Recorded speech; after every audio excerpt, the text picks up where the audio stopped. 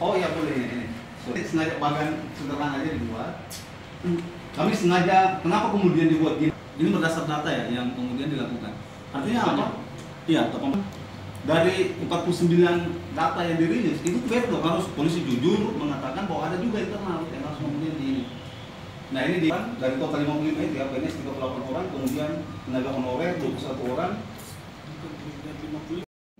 Operasi tangkap tangan. Tapi faktanya kemudian rekomendasi internal untuk penyelesaian secara indisipliner.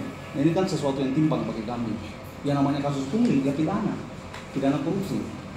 Nah, faktanya di kasus yang dirilis yang disebar itu ada sebagian kasus itu masuk untuk direkomendasi ke internal. Tentunya kan sangat disayangkan. Ini ada apa sebenarnya polisi sih?